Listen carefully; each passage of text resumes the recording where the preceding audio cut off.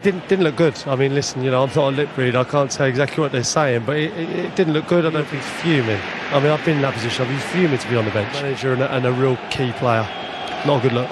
Not good at all. So as expected, Liverpool's title race is over. It's pretty much over now. They've dropped to they're now 5 points behind Arsenal, and yeah, it is pretty much now. The goal is just consolidating their place in the top four. Champions League football at best. The goal, the dream of the unlikely dream of the treble is over, I guess. And yeah, unfortunately, so is the dream of winning the league, which would have been nice. We're out of the FA Cup. We're out of Europe, and it's pretty much a very hollow feeling now. And yeah, certainly.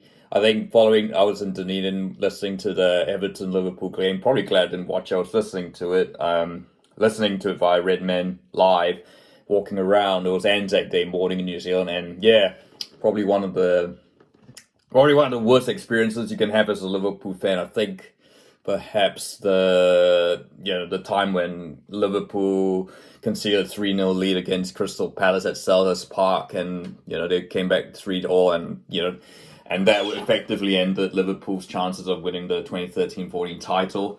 So that's what it is. We're back to a two-horse race. And yeah, look, it seems like things aren't quite as good as, I guess, yeah, it looks the tank's empty. There's a lot of unhappy emotions at Anfield. I think at Liverpool, I think what's evidently clear on Saturday lunchtime, Mo Salah, I guess, not starting for Liverpool, was on the bench, on the sideline. And, on TV, there was a shot of him having a huge argument, a bit of an argument, not huge, I don't know how, you can't really tell the mounting of the visuals, but it was a bit of an argument with his boss, Jurgen Klopp. Obviously been a talk a lot about Mo Salah's form in recent times. But is it really that bad? Look, 2022-23, I think you have to look. So Salah scored 19 goals from 38 matches. He had 12 assists. 2022-24, 29 matches, 17 goals and 9 assists. You can't say that he's, you mean, to be honest, that's actually a better return at the moment as it stands. From a smaller amount of games, 17, he's only 2 off his total from the Premier League last season. And of course, you have to remember he had been out with injury, due to that injury at AFCON for Egypt. And look, I mean, I guess, as they say, football fans have short memories. And look, it is undoubtedly Salah right now. If you're looking at the visuals on what you see, he's not the player he was. But is he having really a bad season? Is it worse than any slump of form that he's had? I mean, look at 2019-20, for example, when Liverpool won the Premier League. Only 19 goals, and I'm emphasizing only 19 goals from 34 matches, 10 and 10 assists. Yeah, so I guess.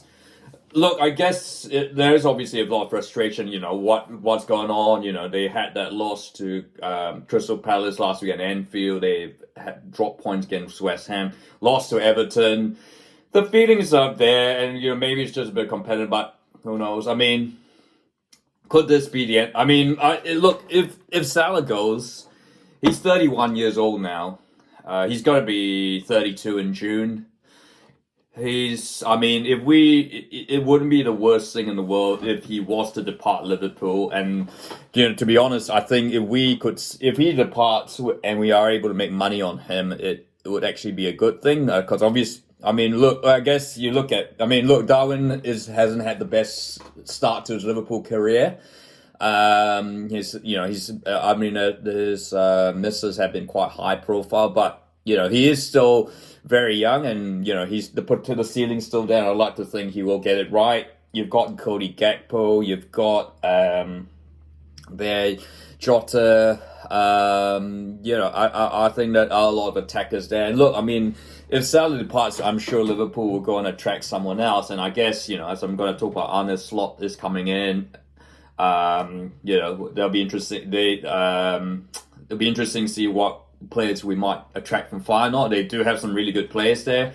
And of course, there's been talk about linking us with some players at Sporting Lisbon when we were being linked with Ruben Amorim. So not the end of the world. I mean, even particularly Luis Diaz ends up going to PSG, which I think may not be the worst thing possible because he is in if he wants to go, he should go as long as he can get a good price. But yeah, look, I think it is a little bit overstated by the media just because, they love seeing it and thinking something's not quite right between things have broken down at Mo and things have terminal at Liverpool, but we shall see. But I'd like to get your thoughts. Is this the end of Mo Salah's time at Liverpool? Is that the last straw? Or, is it just a bit of a storm in a teacup? We shall see. If you like this video, feel free to like and don't forget to subscribe.